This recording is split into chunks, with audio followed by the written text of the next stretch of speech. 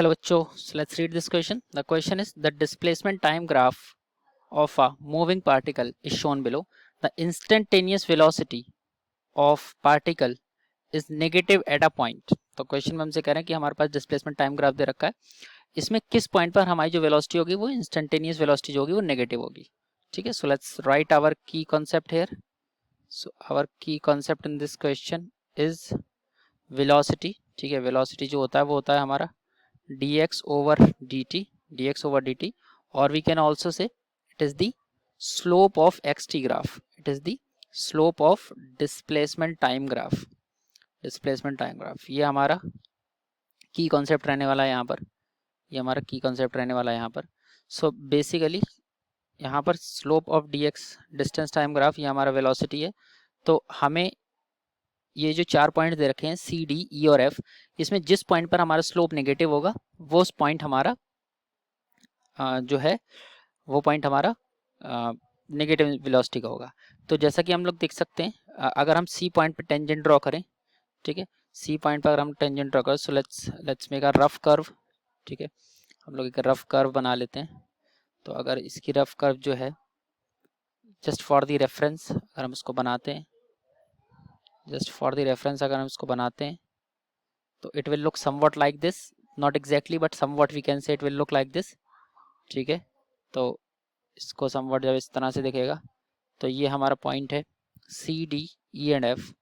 तो it is C D E and F. हालांकि इतना प्रॉपर नहीं दिख रहा है but you can match it from the figure F.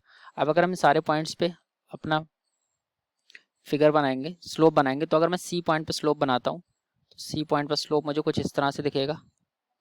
Again free hand है तो it's not looking very good. तो सी पॉइंट पर स्लोप मुझे इस तरह से दिखेगा जो कि पॉजिटिव आएगा.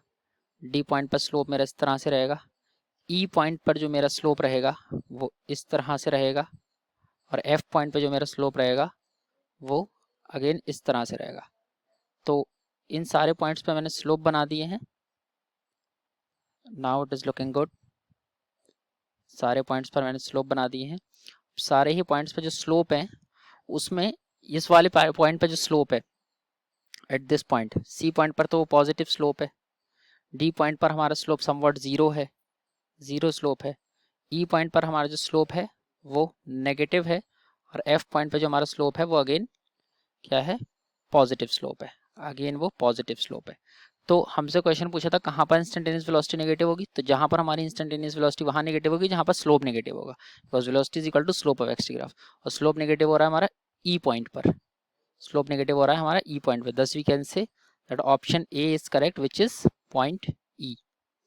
Option A is correct. तो हम लोग कह सकते हैं slope will be negative at point E.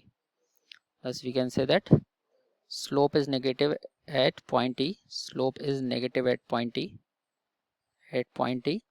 तो इसका मतलब हमारा जो वेलोसिटी है instantaneous velocity will be negative at point E. That means option A is correct. Option A is correct. So I hope you have understood this question.